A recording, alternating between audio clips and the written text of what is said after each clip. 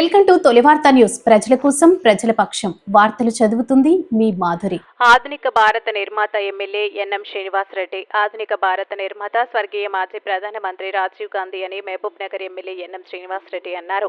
రాజీవ్ గాంధీ 38వ వర్ధంతి సందర్భంగా అశోక్ టాకీస్ చౌరస్తాలో గల రాజీవ్ గాంధీ విగ్రహానికి పూలమాలలు వేసి ఘనంగా నివాళులు అర్పించారు. అనంతరం ఆయన మాట్లాడుతూ 18 సంవత్సరాలకే ఓటు హక్కు కల్పించి యువతను భారతదేశ నిర్మాణంలో భాగస్వామ్యం చేశారని ఆయన గుర్తు చేశారు. ఆయన ఎదుగుదల చూడలేక విదేశీ శక్తులు కొన్ని ఆయన్ను మానవ బాంబు రూపంలో పోటన పెట్టుకున్నారని, దేశం కోసం ప్రాణత్యాగం చేసిన ఆ మహానీయునికి ఈ సందర్భంగా ఘన నివాళులు అర్పిస్తున్నారు.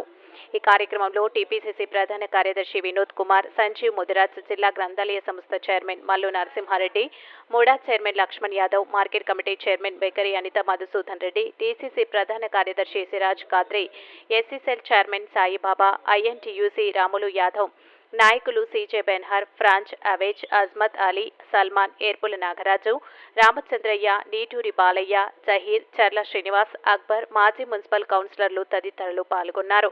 మీ తొలి వార్త న్యూస్ ని సబ్స్క్రైబ్ చేసి, లైక్ చేసి, షేర్ చేయండి.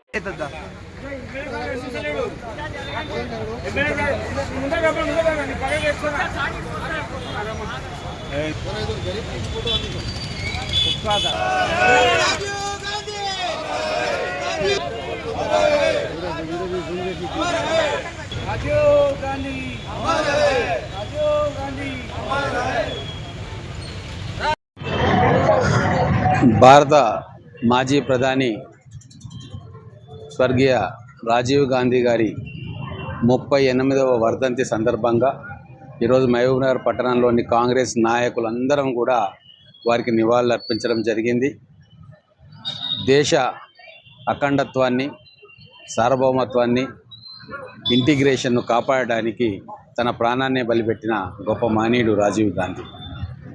ఆ రోజు మిజోరాం కావచ్చు, పంజాబ్ కావచ్చు, శ్రీలంక కావచ్చు, ఇంకా అనేక ఈశాన్య రాష్ట్రాల్లో శాంతి ఒప్పందాలు కుదుర్చుకొని ఈ దేశం విచ్ఛిన్నం కాకుండా ఒక ముఖ్యమైన భూమిక నిర్వహించింది. పెరుగుతున్న ఆయన పలుకుబడిని, అంతర్జాతీయ స్థాయిలో ఆయనకు పెరుగుతున్న ఆదరణను చూసి ఓర్వలేక కొన్ని విదేశీ శక్తులు కుట్ర పన్ని ఒక బాంబ్ బ్లాస్ట్లో వారి ప్రాణాలను హరించడం జరిగింది.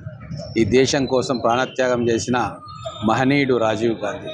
అంతేకాకుండా ఈరోజు ప్రపంచంలో 4వ అతిపెద్ద ఎకానమీగా భారతదేశం రూపుదిద్దుకుంటున్న సందర్భంలో వారు వేసిన పునాదులు చాలా కీలకం.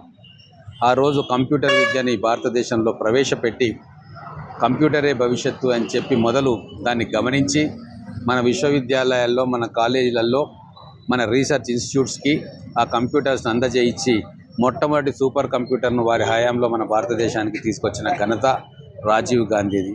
స్పేస్ ఎక్స్ప్లోరేషన్లో కూడా వారు సైంటిస్టులకు వెన్నుదన్నుగా నిలిచి మనం ఈరోజు ఏదైతే ఖండాంతర క్షిపణులను ప్రయోగిస్తున్నామో, డిఆర్డిఓ కావచ్చు, బీడీఎల్ కావచ్చు, డిఆర్డిఏ కావచ్చు, ఇటువంటి అనేక సంస్థలకు ఉదారంగా గ్రాంట్స్ ఇచ్చి ఆ రోజు ఇప్పటి ఈ విజ్ఞానానికి ఆ రోజు పునాది వేసిన మహనీయుడు.